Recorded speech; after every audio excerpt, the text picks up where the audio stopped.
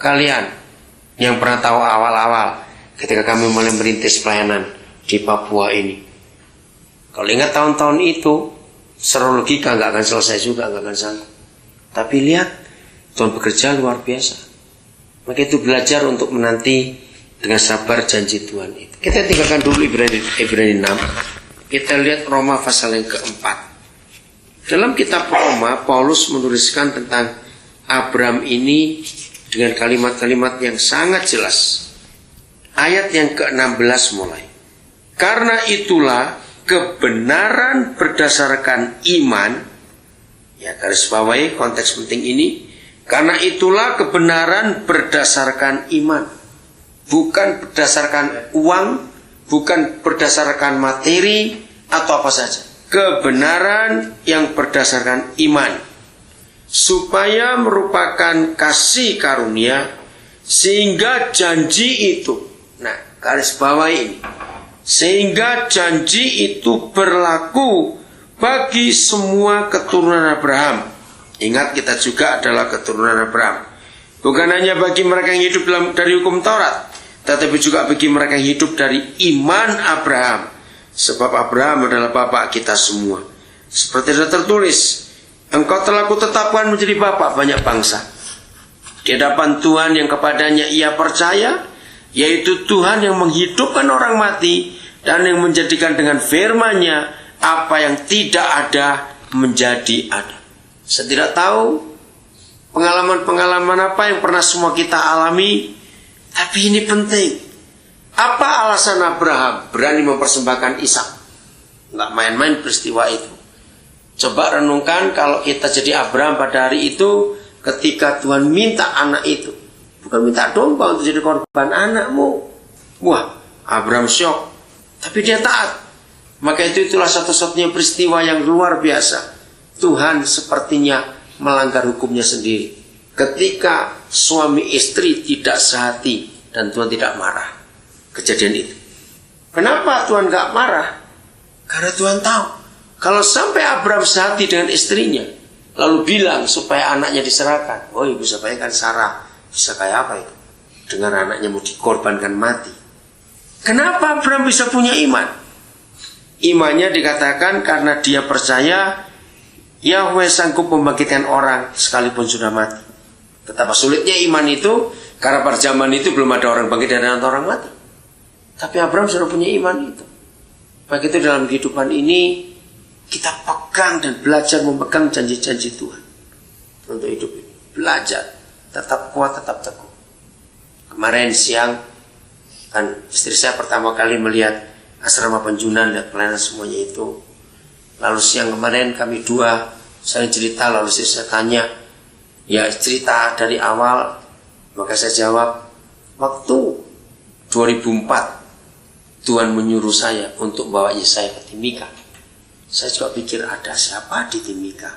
Kenapa mesti ke Timika? Aneh sekali. Nah, ketika firman itu datang, saya nggak pernah ragu-ragu. Kalau ayah berfirman, itu pasti betul. Terus saya bilang, Yesaya, yes kamu ke Timika. Dia juga bingung, ke Timika? Ngapain ke Timika? Dan terus pertama berangkatnya? Ya, berdua ya. Luar biasa jalan Tuhan. Saya sampai di sini, tahu Roh Kudus kembali bicara, suruh cari rumah. Wah, saya pikir rumah Timika itu mahal-mahal, gak ada yang murah. Uang dari mana lagi? Lagi diam gitu, tahu Pak Pramono nawari rumahnya. Ya udah, karena saya bilang beli cicil enggak. Nah, itu cara Tuhan. Waktu itu belum kenal LPMK, kita belum kenal. Tapi begitu berjalan, Tuhan bukakan. Akhirnya sampai kita ke YPC di sini. Lihat itu jalan Tuhan. Belajar untuk mempercayai Dia sebagai ayah dalam kehidupan segala hal. Katakan amin untuk itu. Perhatikan kalimat terakhir ayat yang ke-17 ini. Dan yang menjadikan dengan firman-Nya apa yang tidak ada menjadi apa? Menjadi ada. Saya ingin kalian semua simpan ini. Satu kali, mungkin kalau waktu Tuhan tiba, papi dipanggil Tuhan pulang, jangan lupa kata ini. Apapun juga yang kita kerjakan bukan berdasarkan uang. Ingat itu baik. Apapun juga yang kita kerjakan harus berdasarkan firman. Amin. Saya ulangi lagi ayat ini. dan yang menjadikan dengan firman-Nya apa yang tidak ada menjadi ada. Secara fakta dunia kan berkata begini, fakta dulu baru ada bukti. Tapi tidak, firman dulu baru ada kenyataan. Bukan karena uang, bukan. Semua karena firman. Maka itu percaya betul-betul atas apa yang dijanjikan. Ayat 18. Ya, ayat 18 ini penting sekali. Lihat Abraham seperti apa. Roma 4 ya. Sebab sekalipun, bagaimana kalimat berikut Alkitab saudara? Tidak ada dasar untuk apa? Berharap. Coba bayangkan. Secara bahasa sekarang, ya, Sarah itu sudah mati haid menopause lama. Bayangkan umur hampir 90. Nah, Abraham, kalau istilah kesehatan medis, sudah impoten, sudah tua sekali. Jadi nggak ada dasar untuk berharap. Anak dari mana mau muncul? Sudah tua-tua begitu. Tapi lihat kalimat berikut. Namun Abraham berharap juga dan percaya bahwa ia akan menjadi bapa banyak bangsa. Ini kuncinya. Menurut yang telah diapakan? Difirmankan. Jadi semua yang kita buat dalam hidup ini harus berdasarkan firman, bukan berdasarkan uang. Mungkin perlu kalian semua mengetahui sejarah kapan Freeport ditemukan. Ya, kalau ada bukunya, mungkin Pak DB bisa menolong kami cari bukunya. Saya cuma dengar dari beberapa cerita bagaimana ada orang Belanda yang pertama melihat. Belum diukur, tahun itu belum ada teknologi yang canggih untuk mengetahui kandungan mineral. Tapi dia percaya di gunung itu ada kandungan emas. Aneh sekali dia bisa percaya. Dari mana dia bisa melihat itu?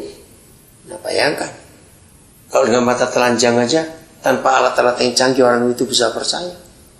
Ayo kita belajar percaya kepada semua firman. Amin. Percaya pada semua firman, apapun juga. Jadi kita ada sampai di sini. Kalau dulu saya nggak taat untuk bawa saya ke sini, pasti ceritanya lain, nggak ketemu JPC ini Pak. Pasti ceritanya lain, nggak akan ketemu LPA Maka juga.